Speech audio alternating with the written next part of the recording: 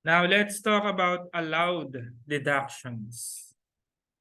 Saan ba natin ginagamit ang allowed deductions? To compute the taxable income. What is taxable income? Taxable income means pertinent items of gross income less deductions. Pag sinabi nating taxable income, ito yung subject sa graduated income tax for individual and regular corporate income tax for corporation. Deductions are items or amounts authorized by law to be subtracted from the gross income to arrive at taxable income. Timing of deductions. A taxpayer has the right to deduct all authorized allowances for the taxable year. Ina-apply din natin dito yung matching principle.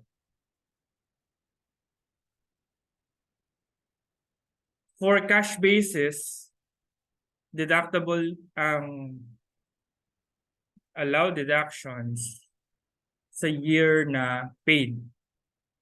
For accrual basis, sa year na incurred. So pwede bang ilipat ng taon? Hindi mo na-claim ng 2020. Pwede bang ma-claim ng 2021? Hindi. If it does not within any year deduct certain of his expenses, losses, interest, taxes, or other charges, he cannot deduct them from the income of the next of any succeeding year. Situs. So we follow the situs of income for the situs of deductions. The resident citizen, makakapag-claim siya ng deductions incurred within and without. Same with domestic corporations. And the rest, deductions lang incurred or paid within. So if deductions cannot be identified, no, specific kung saan, kung within yan or without, then the remedy is to allocate pro rata. Example, si Mr. S, meron siyang gross income 1 million sa Philippines and 4 million Australia. OPEX, 400,000 Philippines, 2,200,000 Australia. So identifiable kung saan incurred yung expense. Pero in addition, Mr. S had 200,000 OPEX which cannot properly be identified. So ano gagawin natin? Prorata, no? Ratio and proportion. Anong basis? Gross income. So hatiin natin yang 400,000 yung 200,000 i-divide natin or hatiin natin into Philippines and Australia. So yung gross income ng Philippines 1 million, yung gross income ng Australia 4 million. So 1/5. Ano yung 5? Total kasi nila, di ba? 5 million. So 1 million over 5 million or 20% ang allocated sa Philippines. 4 million over 5 million or 80% ang allocated sa Australia.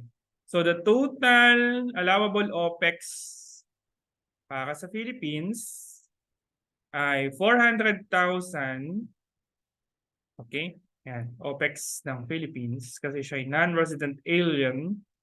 400,000 plus the allocated portion. 200,000 times 20% or 40,000. So yung total allowed deductions ay 440,000. When we say allowed deductions, pwedeng itemized, pwedeng standard. No? Itemized or standard. Ito yung itsura ng BIR form number 1701. for individuals. 1702 RT. Ba't nga ano ba yung RT? Regular regular tax. Yan naman yung para sa corporation. So makikita nyo, nakalista na dyan. Pipilapan nyo lang yan eh. Kung ano yung mga applicable expenses. So ngayon, ano ba yung ordinary and necessary expenses? Ito kasi yung itemized deduction. So nag-start siya sa ordinary and necessary expenses. In general, there shall be allowed as deduction from gross income all the ordinary and necessary expenses paid or incurred, kasi cash basis or accrual basis, during the taxable year in carrying on or which are directly attributable to the development, management, operation, and or conduct of the trade, business of a profession. When we say ordinary, normal, and usual. No, normal and usual. So halimbawa, sa lahat ng companies sa industry ay nag-incur ng ganong expense. So ordinary yun. Necessary, appropriate, and helpful in the development of taxpayers' business or are proper for the purpose of realizing a profit or minimizing a loss. Requisites must be ordinary and necessary, paid or incurred during the taxable year.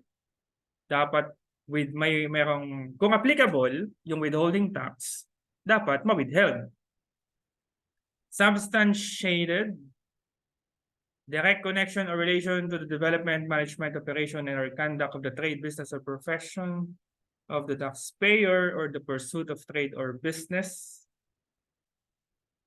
Must not be contrary to law. Alam niyo yung gross income, mayroon tayong tinatawag na income from whatever source. Legal or illegal na income. Taxable yun. But when it comes to deduction, dapat legal lang lahat. Bawal yung contrary to law. And the amount must be reasonable. The taxpayer must be duly registered before the BIR. So withholding requirement, the rule is no withholding, no deduction. Kung required yung withholding. So isa lang muna yung example natin dito sa withholding. Ito yung withholding sa leases, no, so rent. Pag umupa ka, business, diba? Mas maganda sa iyo yung pwesto mo sarili. Pero kung nag-start ka pa lang, kailangan mo mangupahan. Then, yung lease ay merong 5% creditable withholding tax. Ano ba yung withholding na yun? Sa monthly rate, sa monthly lease na 100,000, hindi lahat ibibigay mo sa lessor. Kailangan merong 5% na ikaw mismo as lessee ang mag-remit kay BIR na withholding. Ano yung remit mo kay BIR? That is the advance payment of tax. Tax ng lessor. Tax ng lessor. Creditable withholding tax. Kaya creditable, so yung lessor meron siyang income, may babayaran siyang tax. Meron siyang advance payment na pwede niyang ibawas sa income tax due ng lessor. So in this case, kung si F Corp ay nangungupahan ng business office sa Makati at a rate of 100,000, babayaran niya yung lessor ng 95,000 and then remit to BIR the withholding tax na 5,000. Kasi sa lahat ng lease ng lessee na engaged in business, may withholding tax na 5%. So kung nagtataka ka, nangungupahan ka, may dorm ka, tapos hindi ka naman nag-remit ng 5% creditable withholding tax, malamang, hindi ka naman engaged sa business. Okay? So kung walang withholding, walang deduction. Problema yon, no? Hindi bababa ang tax payable. Substantiation requirements. Ano ba ang kailangang ipakita sa BIR? Pag na-audit, official receipts or adequate records. Ordinary necessary expenses. Examples, we have compensation expenses, travel expense, rental, entertainment, labor training, and other expenses. Sa compensation, a reasonable allowance for salaries, wages, and other forms of compensation for personal services rendered. Kasama dyan yung mga profit sharing, 13-month pay, 14-month, 15-month, including the grossed up monetary value of the fringe benefit. Saan ba applicable yung fringe benefit na yan? Sa managerial. Yung gross up monetary value niyan. Kasi kung yung rank and file makatanggap ng fringe benefit, taxable yon, pero as part of his or her compensation income. Pero pag managerial ang nakatanggap ng fringe benefit, mayroon tayong tinatawag na fringe benefit tax. So yung fringe benefit na given sa managerial employee plus the fringe benefit tax na remitted naman sa BIR, so yung dalawang yon combined ay part ng compensation expense na deductible. Okay? Makikita natin or naalala nyo ba yung taxes na hindi deductible? Isa doon ay income tax. No? Hindi deductible ang income tax. Saan? Sa pagkuha ng taxable income. Pero yung fringe benefit tax is a form of income tax. So siya lang yung nag-iisang income tax na pwedeng ibawas sa gross income, no, as part of compensation expense. So halimbawa ito, paid to the employee net amount of 5,950,000 consisting of salaries and fringe benefits. So hindi yung 5,950,000 ang deductible. Ang deductible dyan ay yung 7 million, yung gross amount. Makes sense naman, di ba? Hindi natin kailangang expound. Punta na tayo sa travel expense. Now, for the fringe benefit, meron tayong separate discussion dyan. Travel expense, reasonable allowance for travel expense here and abroad while away from home in the pursuit of trade, business, or profession. So may be granted by way of travel expense or compensation expense. Paano nangyari yun? Kasi yung travel expense, pag abroad, pag foreign travel, pwedeng pumasok sa fringe benefits. Yung officers, yung managerial employee, pinapunta sa ibang bansa para magbakasyon. Yung travel niya, considered as fringe benefits. So, reported under compensation expense. Pero, kung fringe benefit yan, may babayaran na fringe benefit tax. Okay? So, ano po ba yung fringe benefit tax? Lagi namin napapakinggan. So, maghintay ka sa discussion na yun. Kailan pa ba yan mag-post? Mag-posting yan. Anyway, itong travel expense in the pursuit of trade, business, or profession, ito yung requisites. No? Ay, ano pala to? Reminder. Kasama dito yung transportation expenses and meals and lodging. Dapat reasonable and necessary. Hindi yung nag-tricycle ka, 1,000 yung pamasahe. Ilang kilometro yun. Nag-taxi, halimbawa, that reasonable. Must be incurred or paid while away from home. Now, pag sinabing home, yun yung principal place of business. Okay? And incurred or paid in the conduct of trade or business. Hindi yung nagmamalling lang. Deductible and transportation expense from office to customer place of business, pero hindi deductible yung residence to office and back. Kasi yan ay considered as personal expense. Example, how much can be reported as travel expense na hindi kasama yung compensation expense by Perseus Corporation. Kasi yung compensation expense dyan, yung fringe benefits. Ano yung fringe benefits dyan? Travel, yung foreign travel na shouldered by the company. Pero hindi naman part ng actual travel in the pursuit of trade or business. So magkano i-report natin as travel expense? So una, syempre, yung plane ticket and hotel bills of its officers who were sent to business seminars in Davao and in Taiwan. So yun, 50,000 plus 200,000. Plus yung transportation expenses of messengers from the office to several client places, yan, at 40,000, inclusive of the meals. Sinabi natin, kasama naman talaga doon yung meal sa travel expenses. So 290,000. No, pero pag tinanong, how much is the total deductible or allowed deduction? Isasama natin yung 65,000 na final 65,000 na transportation and 35,000 na final tax. Iyan yung fringe benefit tax.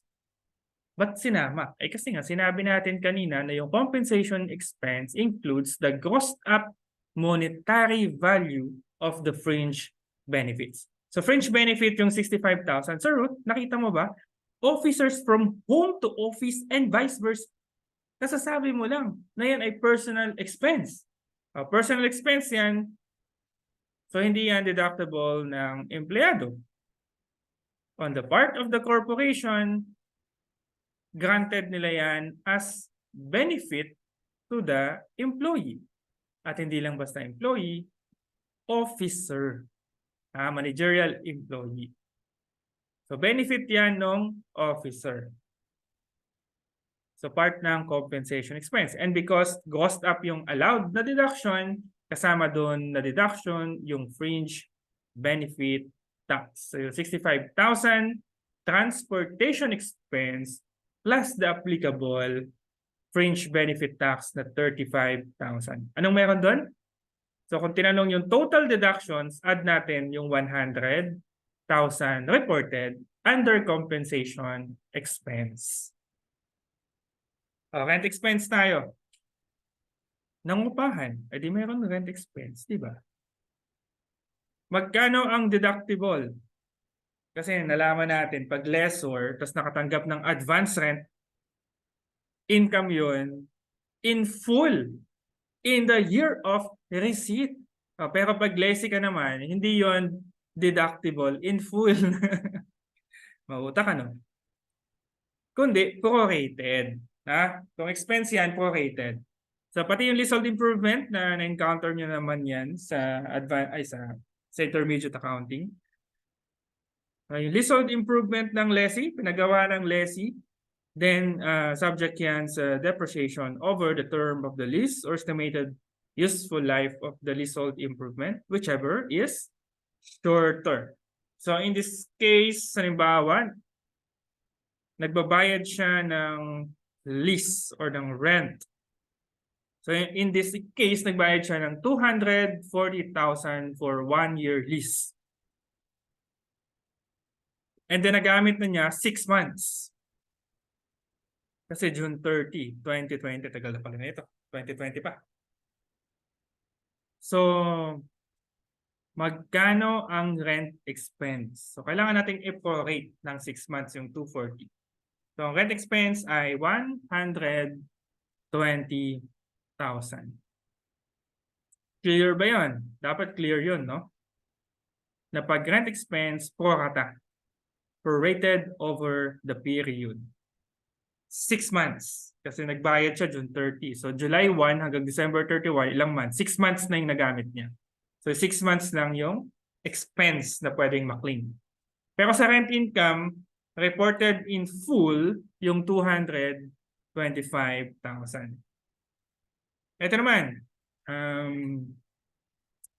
leasehold improvement. Siya mismo yung nagpatayo ng building, yung lessee. and then natapos yung building at the start of the lease contract. Ilang years yung lease contract? Ilang years? 8 years.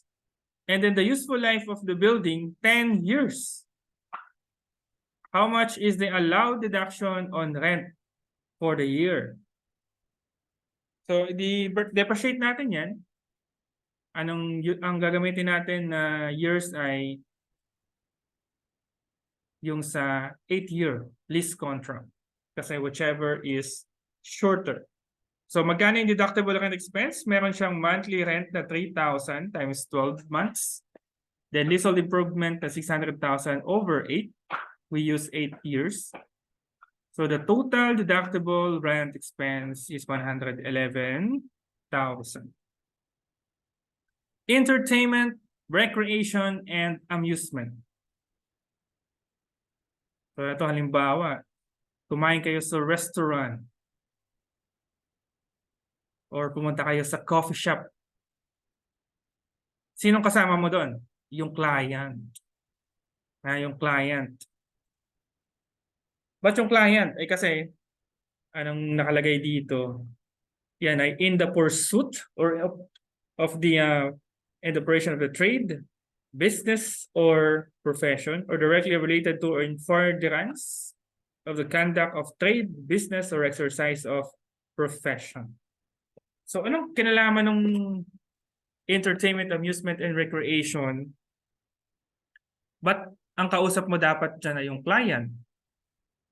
Kasi nga, in furtherance of the business, no? Nangingliyente ka. Nagbebenta ka, nagtatanong ka, open-minded ka ba? Ayun. Kasi yung client mo, pinapakain mo para pumirma ng insurance. Pamahalaga yun, yung insurance. Kuha kayo nga. So in that case, sabi ng tax code, may ceiling yan.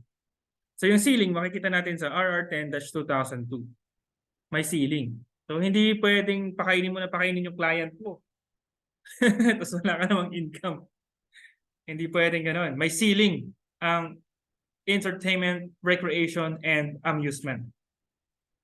Requisites for deductibility, isa dyan ay subject to limitations. Ano yung ceiling? 1/2 of the net sales kapag seller of goods. Kapag seller of service naman, ano ba, conduct of profession, 1% of the net receipts. Receipts. Gross receipts ay net receipts. Exclusion. Hindi kasama dyan, take note, yung business meetings ng stockholders, partners, or directors. Ano ba, may annual stockholders meeting. Syempre may pinapakain mo yung mga stockholders. Huwag mong gutumin yun. Nag-meeting yung board of directors, kumain kayo. Paano kayo makakapag-isip kung wala kayong kape? Yan. So yun, kayo lang yun, di ba? Ano na yan? Excluded from the limit. Walang limit. May limit lang kapag nangangliyente ka. So in the furtherance of trade or business. Di ba? So pati ang ibang yan, no? Mag-sponsor ka ng event, o kaya yung expense na yon ay treated as compensation or fringe benefits under employee-employee relationship and others.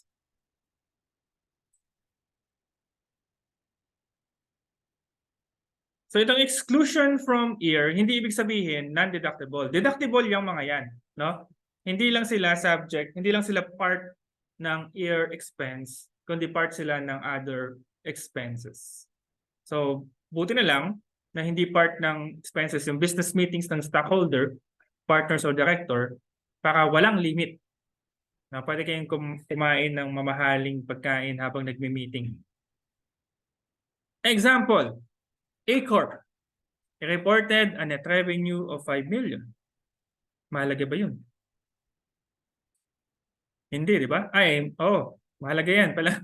Kasi yan yung basis ng limit, yung net revenue.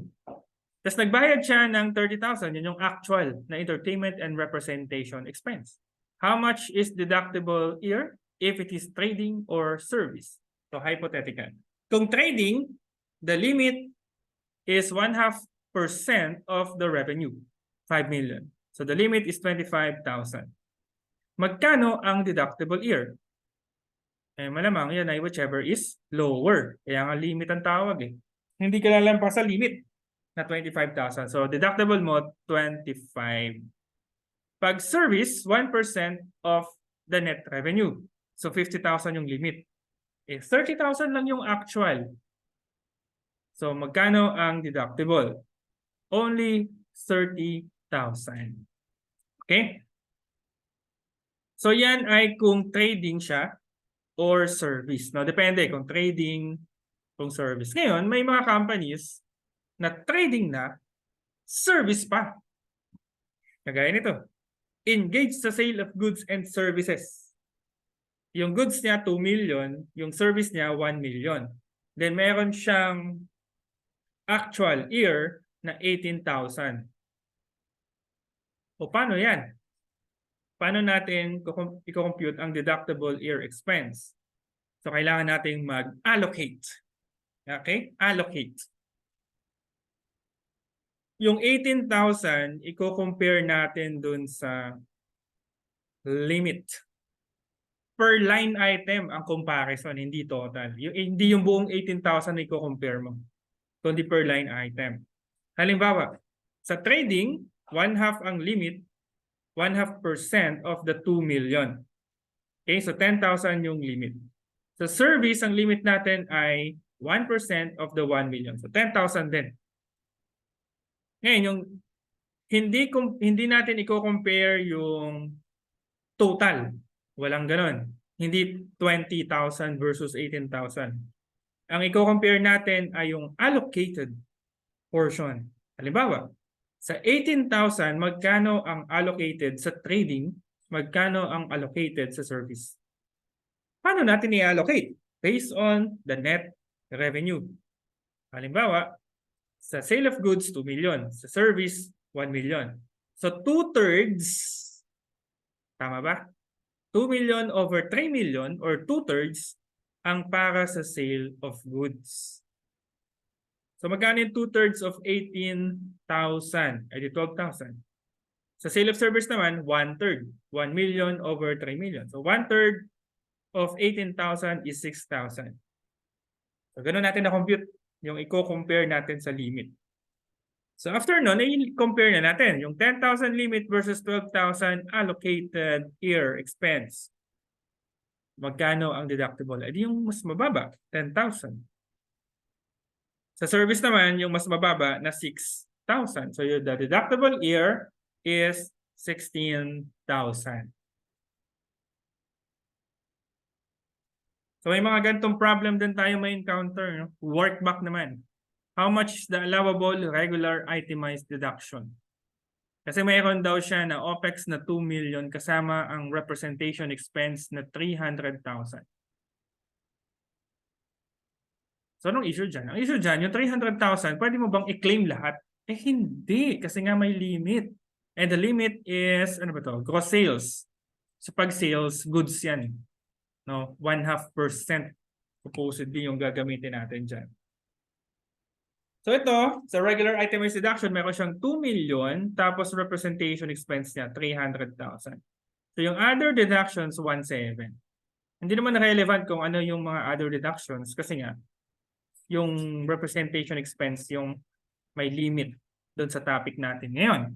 So in that case, yung other deductions, ay kukumpitin natin yung limit ng 300,000. Makiklaim ba natin lahat yan? And the answer is no. Kasi the limit is 20 million times 0.5%. 20 million ang gross sales times 0.5%.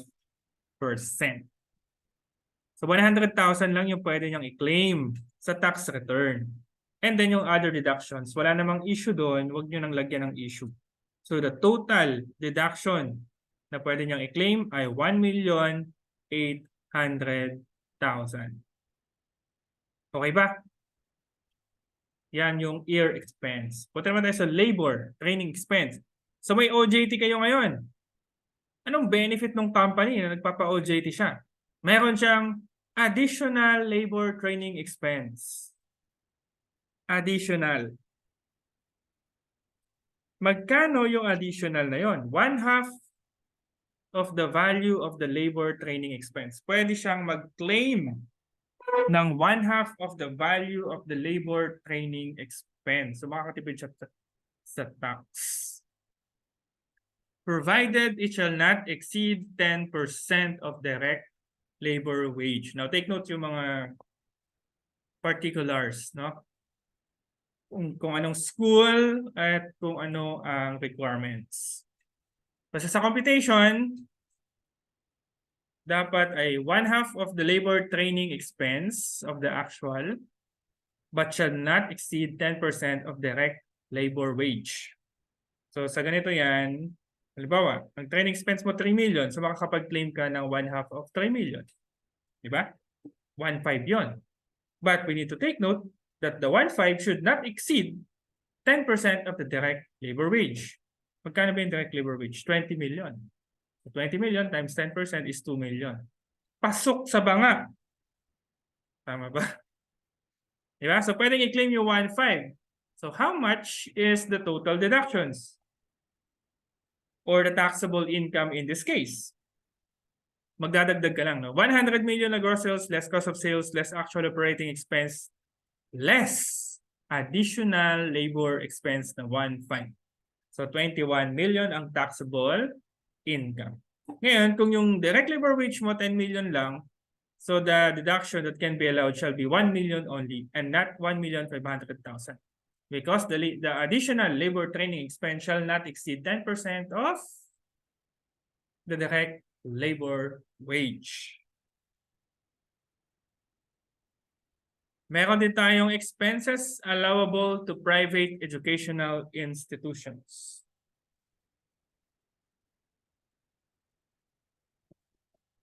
Ano yun? Meron silang option. Option sa para saan? Para sa capital expenditure to, ha? Capital outlays. Nagpatayo ng building, halimbawa. So nagbayad ng, let's say, 10 million. Ayan na. Nagpatayo ng building si P University. Si P University P. Nagpatayo ng building na 10 million. Now, kung yan ay private educational institution, yung 10 million pwedeng capitalized. Okay. Capitalized. And then, ang papasok sa expense, depreciation. Pero pwede rin outright expense. Okay? Pwedeng outright expense.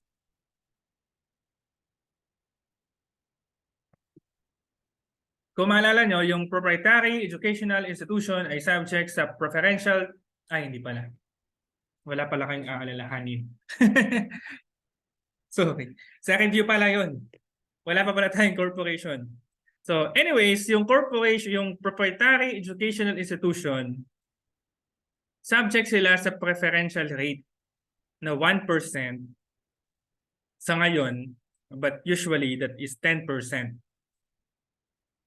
10% na ulit yan sa July 1, no? Starting July 1, 2023.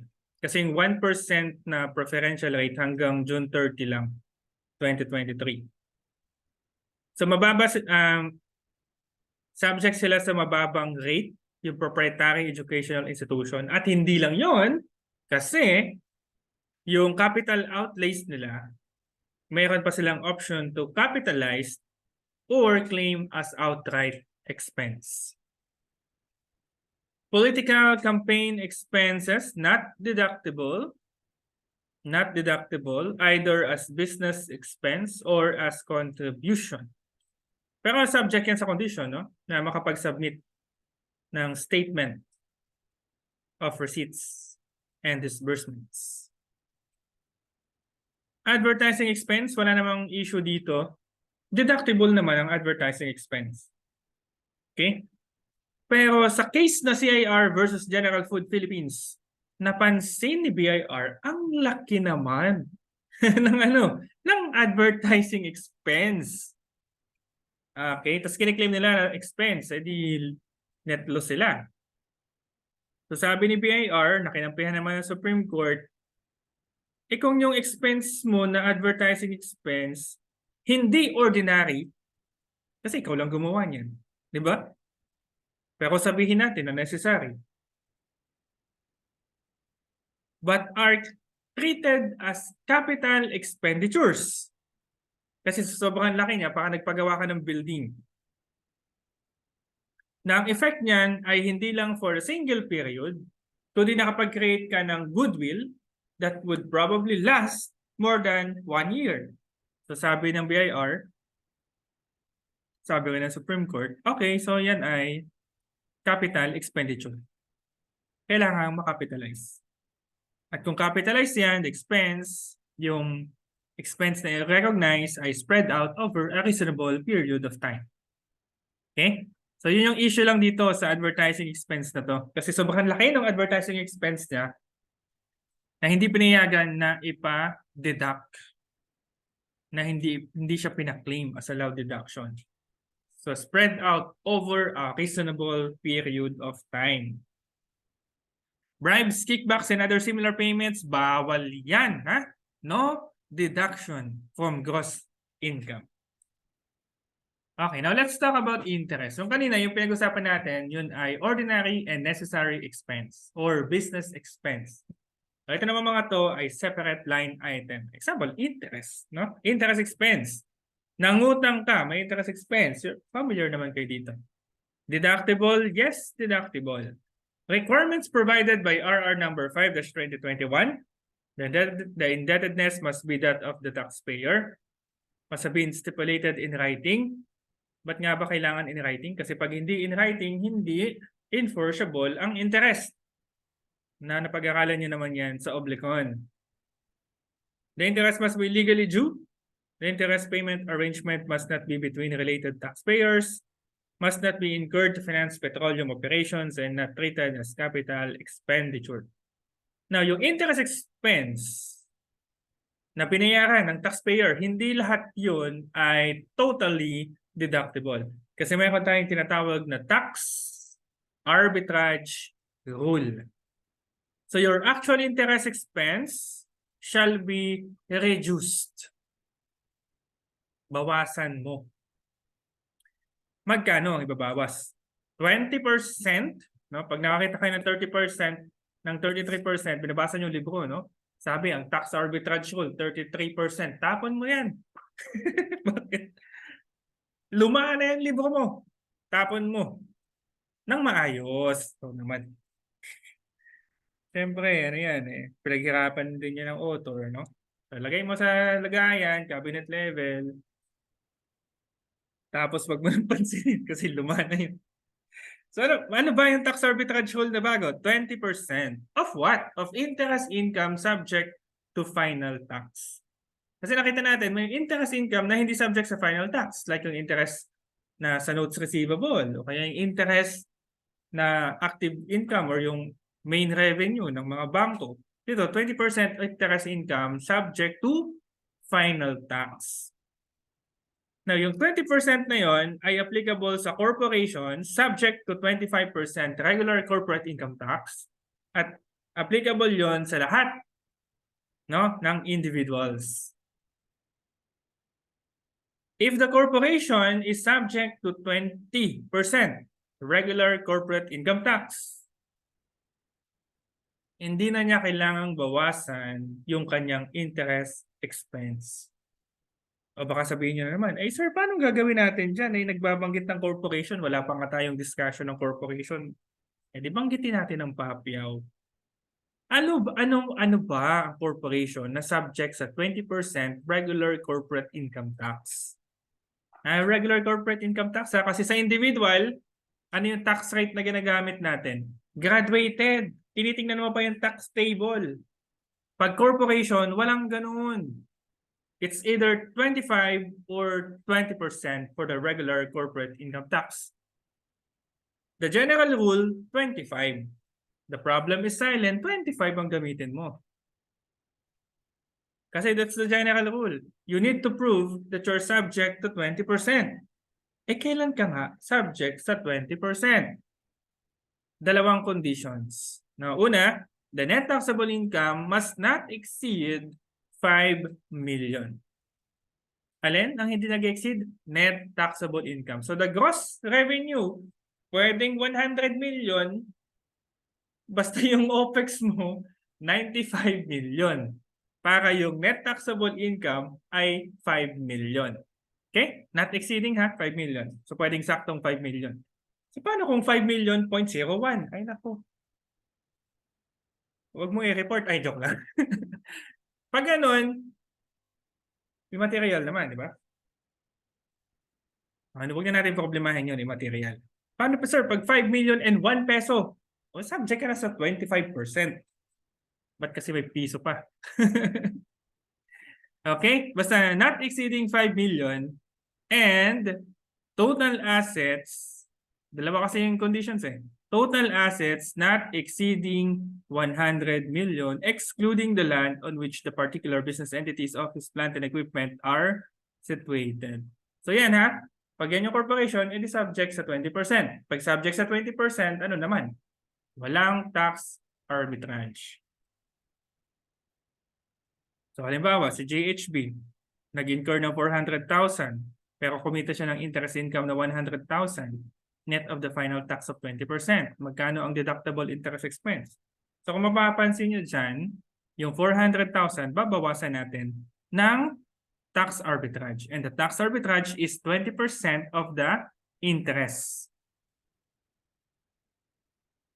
Pero yung binigay na interest, 100,000 net. Ay di i-gross up natin. So 100,000 divided by 80%. So mat lang naman daw yan. So alam niyo na kung paano mag-gross up. Times 20%. Sir, parang kinumpit ko lang yung final tax. Oh, yes, that's correct. Parang kinumpit mo lang yung final tax. Pero hindi sinabi ng tax code na ibawas mo lahat ng final tax sa interest. Hindi ganoon ang pagkasabi ng tax code. Baka mamaya ganoon na gawin yun. Hindi ganoon, ha? Ang sabi ng tax code, 20% of the interest income subject to final tax. So kung may difference man yung total final tax on deposit versus the 20% of the interest income subjected to final tax. So alam mo na ang masusunod ay yung tax code na 20% of the interest income subjected to final tax. So in this case, yung tax arbitrage natin ay 25,000. So that is 375,000. Yan ang deductible interest expense. Ito naman, anong problema nito? Ang nangyari dito, yung assets 50 million, may datang binigay, yung gross income 10 million, yung OPEX 6 million, then the net taxable income is 4 million which does not exceed 5 million pesos. Na-comply yung dalawang requirements. Na-comply? Tama ba? Yes, the first requirement is net income, not exceeding 5 million. Check. The next requirement is total assets, not exceeding 100 million. Check. Then this corporation is subject to 20%. If the corporation is subject to 20%, then no arbitrage. Kung walang arbitrage, wala kang ibabawas sa actual interest expense. Kung wala kang ibabawas sa actual interest expense, pulutin mo yung interest expense, that is the answer. That is the allowed interest expense. 500,000 in this case. O ito naman. Ganon din to, no? Pero tanong lang, regular, itemized deduction. Add mo lahat ng allowable. So salary expense, rent expense, advertising expense, depreciation expense, and interest expense. Lahat naman pala yan, allowable. Pero ang issue natin sa interest expense, kailangan magbawas tayo ng 20% of the interest income subjected to final tax. Reason? Kasi siya ay, the corporation is subject to 25%. So in that case, yan, no? Ang issue lang natin dyan ito. So yung 6 million, babawasan na yung 6 million na, yan, 6 million na yan. babawasan natin siya ng arbitrage. 6 million. So, ang arbitrage natin ay 2,400,000 interest subjected to final tax. Gross up natin. Ba't natin i-gross up? Kasi siya ay nakanet. Then times the arbitrage rate na 20%. So, 600,000 is the arbitrage. So, ano naman? 6 million minus 600,000 is 5,400,000. Ano yan? That is the deductible interest expense. Eh, hindi naman yan yung tanong. Kasi ang tanong, magkano ang total na deductible? O, i-add mo yung 5,400,000 sa the rest of the items. Parang total deductions mo ay 20,900,000. Okay? Now, what if lang naman, Piper Corp is subject to 20%? Sir, bakit subject sa 20%? Kasi the net income does not exceed 5 million, the total asset does not exceed 100 million. Check, check. Okay, so subject siya sa 20%. Implication, walang arbitrage. Meaning, the regular item, ayan, 6 million pa rin ang i-claim natin as deduction. So, 21,500,000, that is your allowed deductions. Now, take note that interest expense on delinquency business-related taxes is deductible. Okay?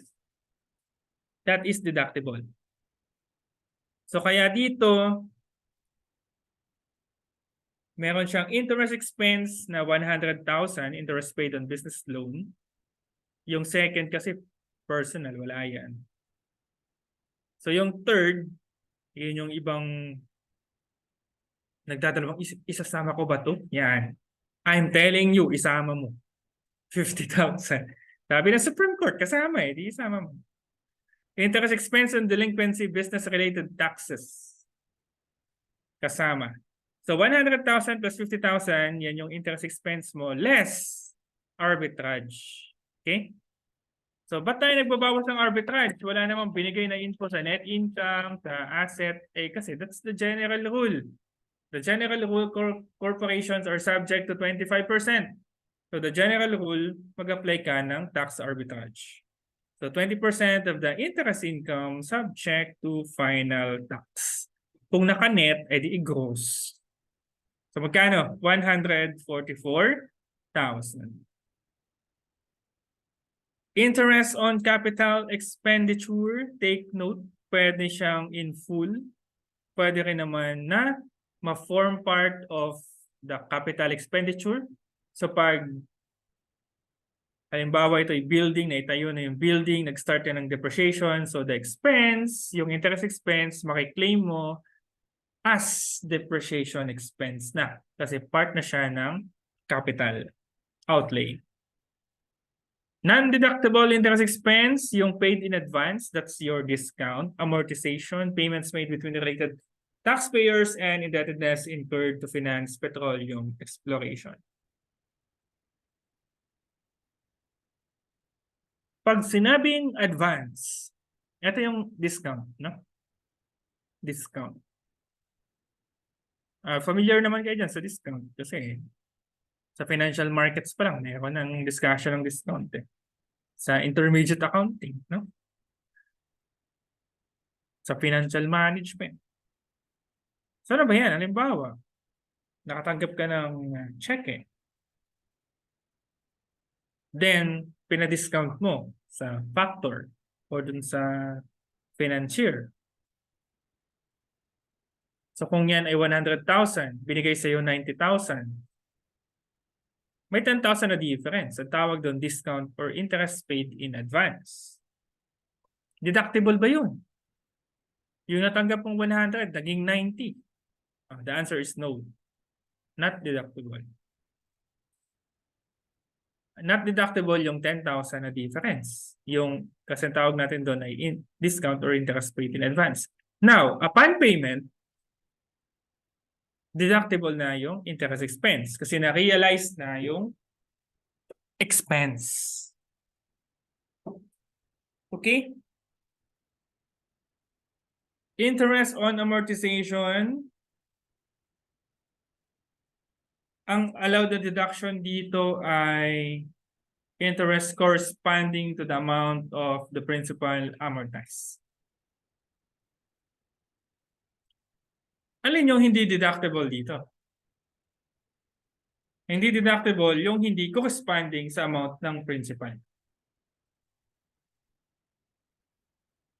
Related taxpayers, ang interest sa related taxpayers, sino-sino ba yun? Members of the family, controlling stockholder and the corporation, and vice versa. Grantor, fiduciary. So yan, yun yung mga related taxpayers. So walang deductions sa interest. Kung nagpautang, kasi usually bawal, ito fiduciary, bawal ang utangan dyan. Dapat may approval.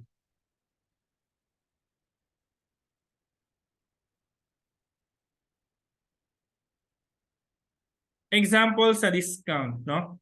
Nangutang ng 500,000 bank loan. And then the bank deducted in advance the 50,000 interest. Sa financial market, madaming example na ganyan. So nakuha mo lang sa bangko for 50,000. Pero ang utang mo 500,000. So may discount, diba? Interest paid in advance. So deductible ba in 2022 yung 50,000 difference? The answer is no. Kasi interest paid in advance ay non-deductible. Ngayon, upon payment, noong 2023, nagbayad siya, magkano binayad niya? 500,000. Natanggap niya, magkano? 450. Binayad niya, 500. Na-realize mo na ngayon yung interest expense. So in that case, yung interest expense na 50,000 in 2023, kung kailan binayaran, deductible yon sa year of payment. But ang tanong pala, 2022 ay di zero. So dito, how much is the deductible interest expense? To emphasize. Kasi yung iba dyan, nakita natin na non-deductible. Yung in advance, related taxpayer, personal expense na tong family home, at yung petroleum exploration. Okay, so 8,000 lang ang non-deductible, ang deductible interest expense. Then the rest is non-deductible. Now, when it comes to taxes, requisites for deductibility, paid or incurred within the taxable year, in connection with the taxpayer's trade, profession, or business, imposed directly on the taxpayer and not specifically excluded by law. So, ang deductible natin ay import duties, business tax na percentage tax. Okay? Kasi yung VAT, hindi siya deductible. Professional tax, privilege tax, DST, motor vehicle registration fee, RPT, electric energy consumption tax, and interest on delinquent taxes. Hindi deductible yung Philippine income tax, except fringe benefit tax as earlier discussed. Non-deductible yung income tax paid to foreign country if availed as foreign tax credit. Kasi mayroon kang dalawang options doon. Pwedeng tax credit, pwedeng refund. Refund. Pwedeng tax credit or pwedeng tax deduction. Yan, tax deduction.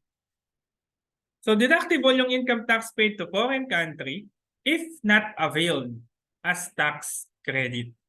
Alright, so you have estate and donors taxes and special assessment. For example, how much is the amount of taxes deductible from gross income? So you need to familiarize yung list natin kasi itong first 5, yan ay deductible based on our list. Okay, then the rest non-deductible. So 74,500. What is tax benefit rule? Yung tax na deductible, when refunded, becomes part of the gross income. So dapat deductible yung tax na yon, and then actually na-deduct talaga dun sa gross income or the claim para siya maging part ng gross income upon refund. O take note naman ha, interest on delinquent tax ay deductible. Treatment on taxes paid in foreign country, dalawa. Pwede siyang itemized, pwedeng foreign tax credit. Mag-foreign tax credit ka na lang. Mas malaki, ay mas favorable, syempre, sa taxpayer. Okay? Ano bang kaibahan ng tax credit sa tax deduction pag nag-claim ka ng taxes paid in foreign country? Yung tax credit, deductible yung amount from the Philippine income tax due itself. Pag tax deduction, deductible pa yan from the gross income. So yung tax credit reduces Philippine income tax liability directly. Yung tax deduction, di ba, reduces the taxable income. Pag bumaba yung taxable income, it follows naman na mas mababa ang tax liability. Okay? So the requisites for tax credit, resident citizen dapat or domestic corporation, kasi sila lang naman yung taxable within and without, na-signify yung intention, tax credit for taxes paid in foreign country, and subject to limitations. Anong limit yung pinag-usapan? Dalawa. Limit A and Limit B. No? Iiwan muna natin yun dyan. Balikan natin pagdating sa tax credits na discussion. Napunta tayo sa losses. Sa losses, mayroong ordinary losses at mayroong capital losses. Parang sa gain. Sa gain kasi mayroong kang ordinary gain, yun yung mga binenta mo na incidental sa business. And then mayroon din tayong capital gain.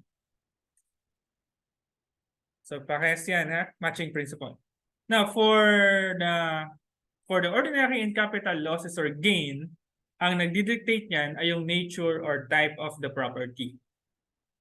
Kung yung property or asset is an ordinary asset, edi ordinary gain or losses yon.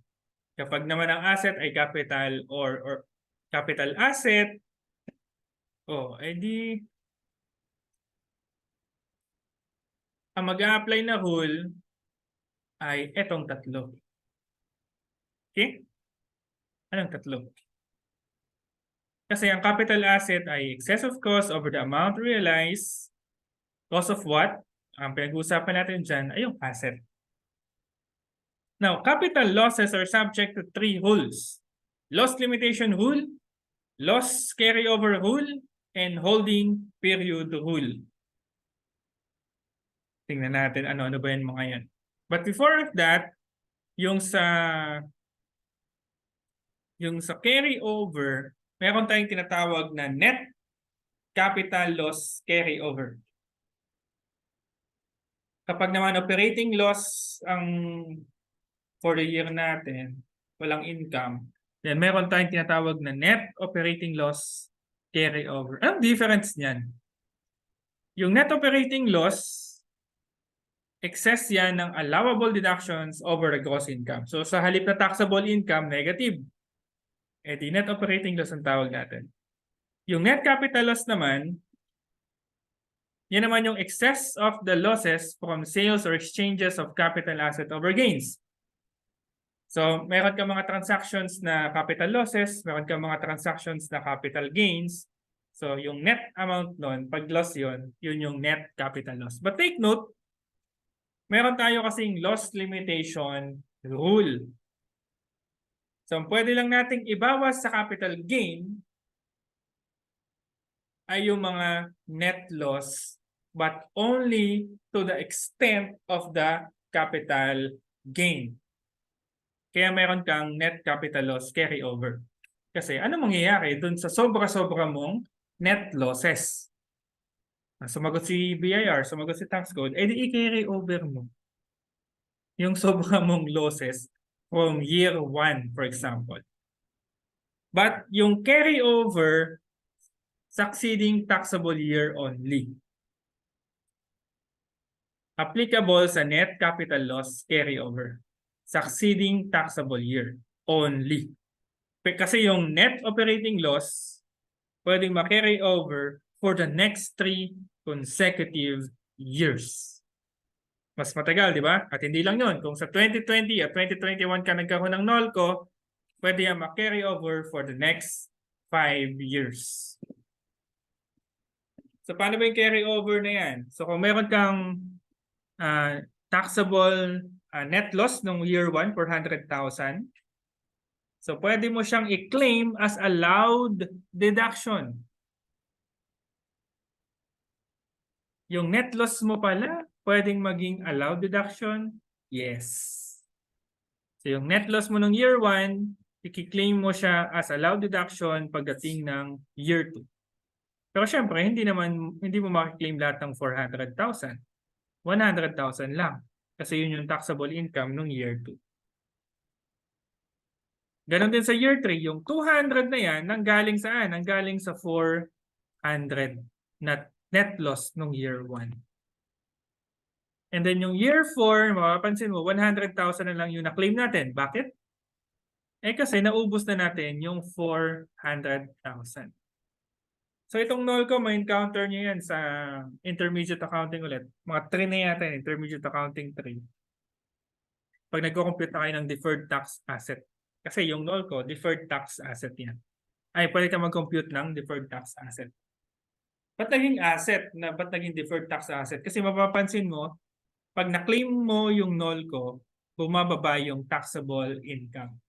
So bumababa din yung income tax liability.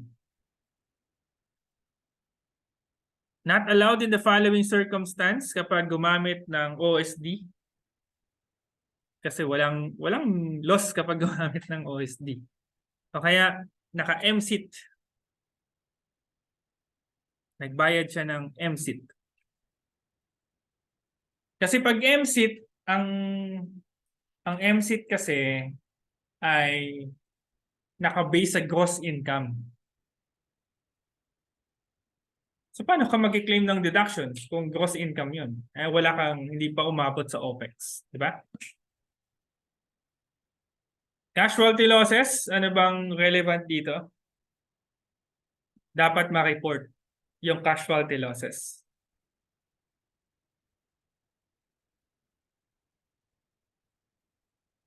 Not less than 30 days nor more than 90 days. Example ng casualty losses, casualty from robbery, theft, embezzlement. Pwede rin i-claim yan ha? Sa estate tax purposes, pero hindi pwedeng sabay. Kung nag-claim ka sa income tax, okay na yun. Hindi mo na siya pwedeng i-claim sa estate tax. Take note, capital losses are subject to loss limitation rule, loss carryover, and holding period. When we say loss limitation, capital losses are deductible only to the extent of the capital gain. Pag carryover, individual can avail the loss carryover rule, pero ang carryover niya for the succeeding taxable year only. Sa corporation, walang ganun. Meron din tayong tinatawag na holding period. Applicable lang sa individual. Holding period, kapag yung capital asset ay hawak niya ng more than 12 months. Only 50% of the gain, kung capital gain, or only 50% of the loss, kung capital loss, is recognized. Okay? So yun lang naman yung may 50% yung more than 12 months ng individual. Halimbawa, Mr. R has the following transaction. So compute the net capital gain or loss. So kung yan ay si Mr. R, individual yan. So yung held for not more than 12 months na 2 million, included na yun lahat. Pero yung capital loss na held for more than 12 months na 1 million, subject yun sa 50%. Sir, pati loss, no? Subject sa 50%, subject sa rate.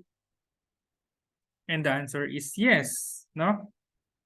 Subject pa rin sila sa carryover, ay sa holding period. So kung tingin mo, if mabebenta mo yung capital asset ng palugi, ibenta mo na agad. Huwag mong patagalin yung holding period. Kasi pag pinatagal mo, only 50% of the loss can be claimed. Di bayad ka ng tax ngayon. So 2 million, 100% kasi not more than 12 months. And 1 million times 50%. So your net capital gain or loss, magkano? 1,500,000. Kung itong taxpayer ay corporation, walang holding period na pinag-uusapan. So 2 million minus 1 million, pasok. 1 million agad. Wala nang usap-usap. Because the holding period does not apply to our corporation. Okay, ito pa yung mga losses, no? Securities becoming worthless. Pag naging worthless, dun pwedeng may deduction. Pero kapag yung simple fluctuation of the market lang naman, no? O hindi na yan. Hindi yan deductible. O syempre, report mo pa rin yan sa PNL mo or sa other comprehensive income. Depende kung ano ang nature ng security.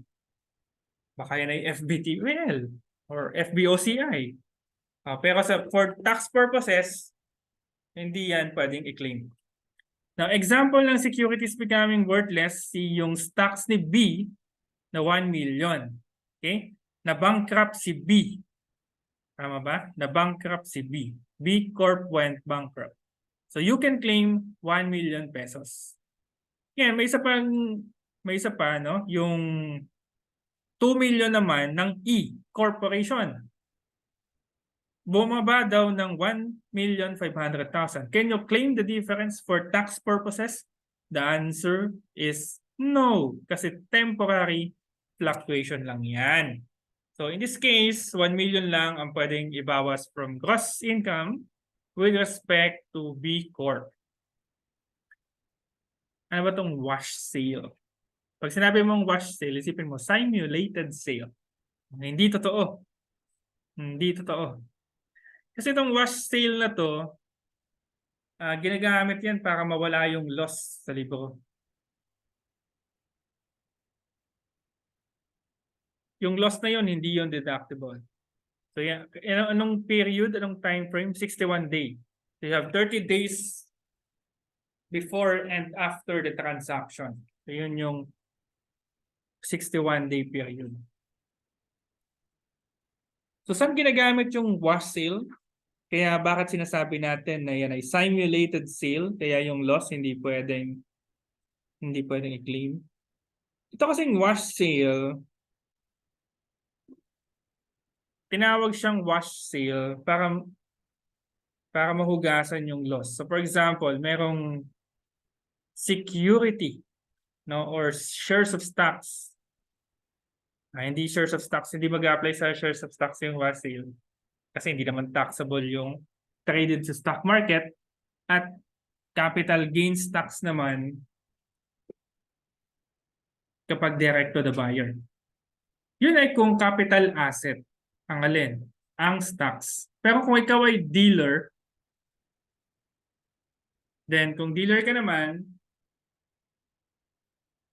part naman ng yung normal operating ang pagbebenta, no, buy and sell. So hindi applicable yung wash sale.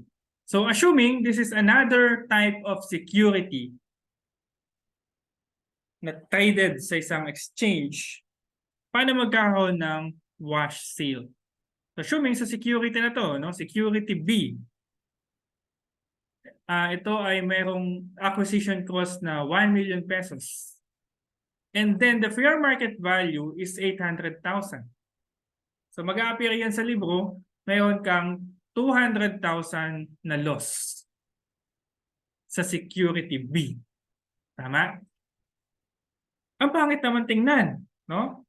Sabi nung mga accountant, pangit naman, may loss. May naka-negative. So anong ginawa niya? Sabi niya, benta natin tong security B. Tapos bilhin mo ulit. Okay? So what will happen kung pinayagan yung transaction na yun? Pag binenta mo yun, at a loss, marirealize mo yung 200,000. So pero nawala na yun sa balance sheet. No? Na-realize mo, napunta sa PNL, pero wala sa balance sheet. Okay. Now, pag binili mo ulit yan, what will happen? The new acquisition cost, assuming nabili mo at 800,000, the new acquisition cost is 800,000 equals to the fair market value na 800,000. Okay? So, zero ngayon yung loss. Zero din yung gain. Wala tayong pakialam sa gain. Naka-loss kasi siya. So, zero yung loss. So, anong mahalaga dun sa loss na yun? Kung zero yung loss. Ngayon, makikita mo sa balance sheet, wala kang negative adjustment sa acquisition cost of a particular investment. Kaya tinawag siya simulated sale. Pero anong binili mo? Binenta mo yung security B and then after selling, binili mo yung security B. Same security. But take note, dapat mangyari yan within the 61-day period. 30 days after the sale or before the sale, yung transaction na yan. Okay? Yung buy and sell. Buy and sell.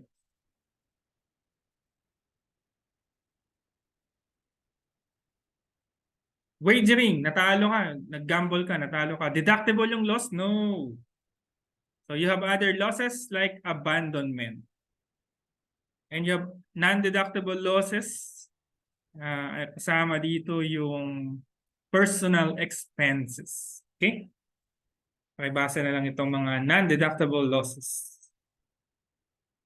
Now, punta tayo sa bad debts. Okay. We're familiar kung ano yung bad debts. Deductible ba yung bad debts? The answer is yes, deductible. But the following requisites must be present.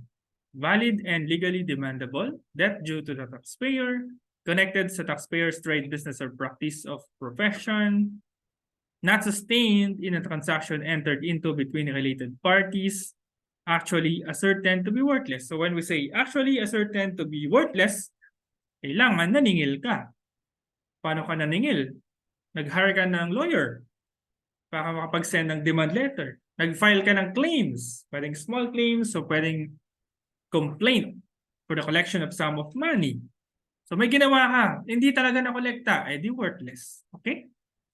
And then actually charge off the books. Anong ibig sabihin nun? Written off. Written off yung bad debts. Ngayon, kung bangko yung pinag-uusapan natin, dapat may approval ng BSP Monetary Board. Tax benefit rule. Nag-claim ka ng bad debt expense. The next year, nagbayad. Taxable ba yung collection? The answer is it depends. Kung may tax benefit, edi taxable. Paano ba nagkakaroon ng tax benefit? Halimbawa, 70,000 yung net income mo before bad debts. 70,000. So meron kang taxable income. Yes, meron kang tax liability. Kasi merong income tax dyan, yung 70,000 na net income. Ngayon, kung nag-write off ka ng bad debt amounting to 85,000, what will happen? The 70,000 will become net loss. Pero i-segmentize natin, yung 70,000 mauubos, magiging zero taxable income. And then meron ka pang 15,000 na net loss. Ngayon, nasan yung tax benefit doon? Ang tax benefit doon ay yung nasa 70,000 na net income before the bad debt. Bakit? Kasi yung 70,000 to zero, naging zero, ibig sabihin, nabawasan yung tax base, nabawasan yung tax liability. Wala ka nang babayaran nung naging zero na yung taxable income. So, andun yung tax benefit. Kasi yung 15,000 additional, kasi 85,000 yung write-off eh. From zero, nag-write-off ka pa ng another 15,000, what will happen? Meron ka bang tax reduction? Wala. Walang tax reduction. Kasi sa zero na taxable income, wala kang tax liability. Ginawa mong negative 15, ay wala ka pa ring tax liability for the current year. So in that case, only up to 70,000 lang yung may tax benefit. Is that important na malaman mo na may tax benefit yung 70,000 na yun? So nanggaling yung 70,000, yung net income na naging zero upon write-off ng 85,000. Relevant pa na malaman mo na yung 70,000 may tax benefit? The answer is yes. Kasi upon payment of 85,000, what will happen? The first 70,000 will become part of the gross income. Meaning, the first 70,000 recovery is now taxable. And the next 15,000 dun sa 85,000, wapakils. Na walang tax benefit yun eh. So hindi rin siya taxable. It will not form part of the gross income. Depreciation, we're familiar with depreciation, right? Annual reasonable allowance to reduce the wasteful value of the tangible fixed assets resulting from wear and tear and normal obsolescence. Must be reasonable, charge of during the year, must be used in profession, trade, or business, and must have a limited useful life. Kasi kung unlimited, edi walang depreciation, paano mo naman yan kukumpyutan ng depreciation kung unlimited ang buhay? Take note, sa educational institution, you can claim as depreciation expense yung capital outlay. Hindi lahat ng capital outlay, kundi capital outlay lang na related sa educational institution. Or pwede rin naman silang ma-claim in full. So in this case, option 2, 15 million. Option 1, naka-SYD. So 588,235 and 29 centavos. Take note, sa depreciable vehicle, only one vehicle for land transport is allowed for the use of an official employee, the value of which shall not exceed 2,400,000. Walang depreciation allowed sa yate, helicopter, airplanes, and aircrafts. Okay, and land vehicles which exceed the threshold amount of 2,400,000 unless yun yung main line of business niya or transportation, alam mo, Grab, chopper. Diba? Grab helicopter. So yung helicopter, yun yung main line of business niya na transportation. O di yun ay subject to depreciation kasi ordinary asset yun. Pati maintenance ng mga disallowed na vehicles ay hindi rin kasama sa depreciation expense. Hindi ka makakapag-claim. Yan. Kung ikaw ay generous, nagdo-donate ka. Hindi sa tao ka magdo-donate. Sa mga to government, to certain foreign institutions or international agreement, to NGOs. Deductible in full yan lahat. Other than those, pwede ka mag-donate sa government or sa entities other than the government and accredited NGOs, but subject to limit. Magkano yung limit? 10% kung individual, 5% kung corporation. Okay? Of what? Of the income derived from trade, business, profession computed before the deduction for contributions and donation. So before the deduction. Kasi parang tatanggalin mo yung actual donations and contributions para maipasok mo yung allowed by the law. So halimbawa, meron siyang allowed deduction na 100,000 made by a resident citizen to a charitable institution from his 600,000 net income before contribution. So how much is the allowed charitable and other contributions? ID 600,000 times 10%. So only 60,000 ang allowed charitable and other contributions. So hindi deductible yung 40,000 na excess. Ngayon, eto naman ang nangyayari dito, 150 naman yung contribution niya by a domestic corporation to a religious organization from its 2 million net income after contribution. So sabi ng rules, dapat before. So kung before yan, ibalik mo muna. No? Balik mo yung 150,000 kasi tinanggal mo daw eh. Wala namang usapan na tanggalin. And then saka mo i-multiply na 5%. Okay? So bakit 5%? Kasi ang pinag-uusapan pa natin dito ay individual. Pag corporation, 10% naman. Okay? Halimbawa, ito. Meron siyang gross income na 1 million and allowed deductions excluding the donations na 600,000. So compute W's taxable income. So what will happen here?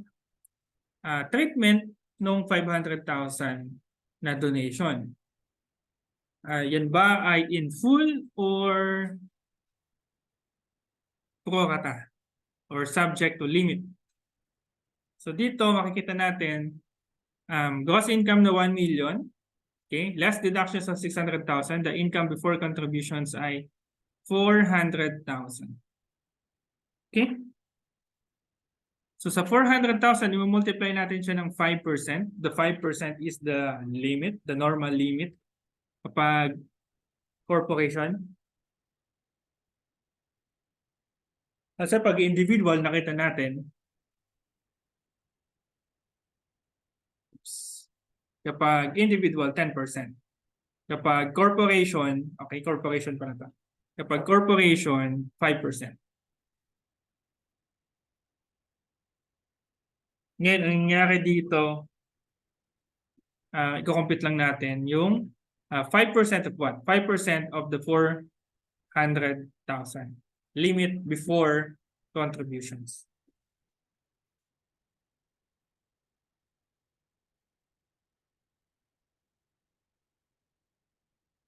So sa contributions, magkano yung actual contributions? 500,000. Pero yung na-compute nating limit ay only 20,000. 400,000 times 5%. So in that case, mamimili ka lang whichever's lower, 500,000 ba or 20,000? Hindi 20,000 malamang. So your taxable income is 400,000 less 20,000. That is 380,000. Research and development, pwede rin niya i-capitalize, no? Sa accounting, ganun din, same treatment. Ito yung kanyang requirements. Pension trust. Now the rule is sa present service cost deductible in full, sa past service cost amortized for a period of 10 years. Example. So meron siyang lump sum payment of 5 billion. Past service cost yun. Kasi nakalagay beginning 2019. 2023 na. And then meron siyang 200,000 na present service cost. Kasi yan yung nakalagsabi niyan, every year niyang binabayaran. So how much is deductible contribution to pension trust? So, una, meron kang 200,000 na present service cost and then meron kang 5 million divided by 10. Para saan yun? Kasi 10 yung ano eh. Yung sabi ng law, sabi ng tax code, amortized for period of 10 years. So, sundin lang natin. Divide mo ng 10. So 5 million na past service cost divide 10, that's 500,000. So your total allowed deductions for the year is 700,000.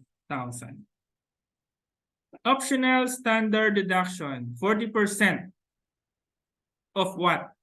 Magkaiba ang individual at corporation. Pag individual, 40% of the gross sale or gross receipts. Pag corporation, 40% of the gross income. Magkaiba ba yun? Oo, magkaiba. Kasi pag corporation, yung gross income ay gross sales minus cost of sales. Pag individual, wala kang minus. Gross sales agad times 40%. Yun ang deduction. Tingnan natin yung difference niya. No? Ito taxpayers covered. So dito natin makikita yan. No? I-check mo yan. Kung individual ka. Kung corporation ka naman, i-check mo yan. 40% of the gross income. Pointers for availing OSD. You must signify your intention by clicking the text box. Irrevocable for the taxable year. Kung nakapili ka na ng Q1, tuloy-tuloy mo na yan hanggang annual. Hindi ka pwede, okay lang na hindi ka mag-submit ng financial statement. And kahit wala kang records ng expense. Pero dapat meron kang record ng gross sales or receipts.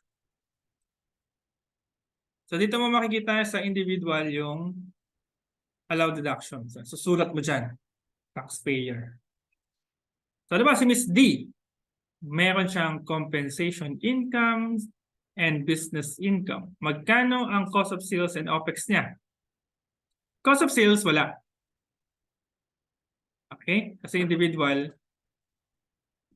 40% of the gross sale yun eh. Wala ka ng cost of sale na pwedeng i-claim. Pero sa OPEX, makakapag-claim siya. Magkano pwede niyong i-claim? Gross sales ang pinag-usapan, no? 40% of the gross sales. Ang gross sales niya, 300,000. So, 300,000 times 40%. That's 120,000. Now, take note, wag mo isasama yung compensation income as a professor. Wag mo i-multiply sa 40%. Because in the first place, yung compensation income, walang allowed deduction. Okay. O, ito naman. So, dito, baka malito kayo dyan. Baka isama nyo yung net capital gain or loss. Wag. Bakit? Kasi individual ang pinag-uusapan. Simple lang daw. Yung 40 i-multiply ng gross receipts. That is 320,000. Okay?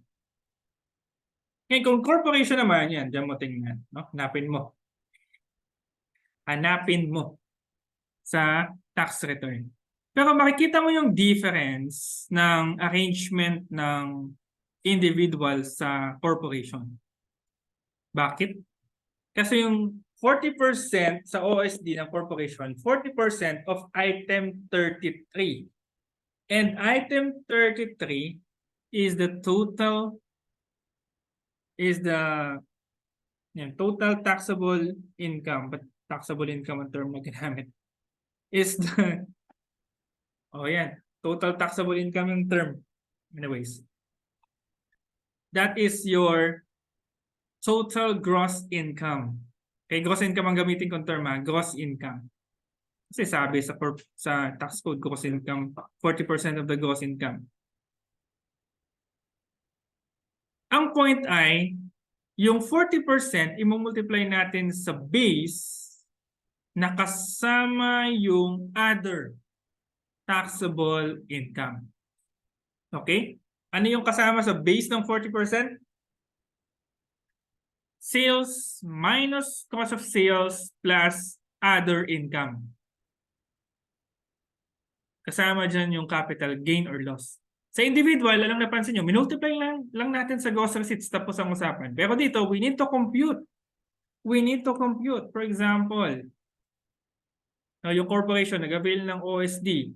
So, 1 million minus 300,000 times the applicable rate na 40%. So, the OSD is 280,000. Ngayon naman, ito, same case dun sa individual. Magkano ang OSD?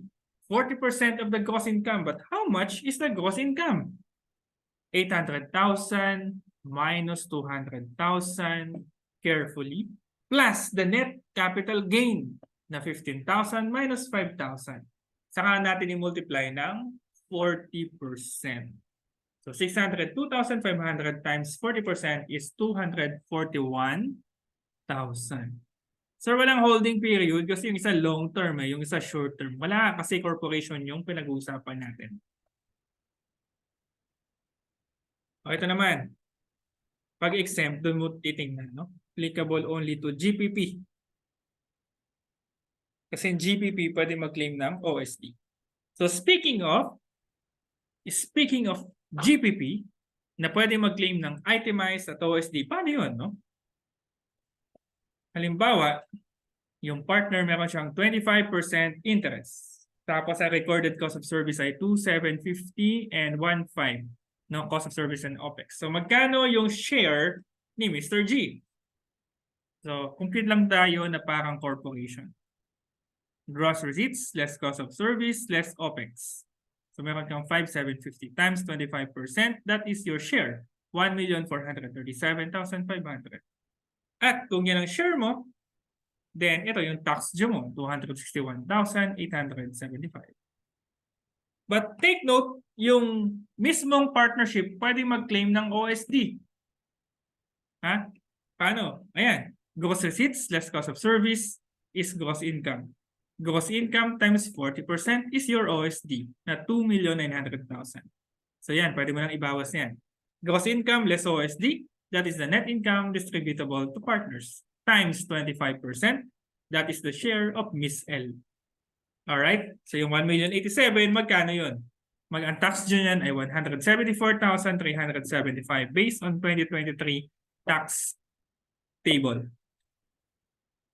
Hindi siya makakapag-claim ng 8% income tax rate simply because, sabi ng BIR, kitang-kita mo naman kung paano kinumpute yung distributable profit. Meron ng na-claim na deduction. So, hindi na applicable ang 8%. Kasi sa 8%, wala dapat na deduction. Pero sa GPP, yung distributable share ay net of cost and expense. Items not deductible, personal, living, or family expense. Okay? Yung mga yan. So halimbawa, how much is the non-deductible expense and losses? So sa mga nabanggit, lahat yon ay non-deductible. Yung salary of employees, deductible mo naman.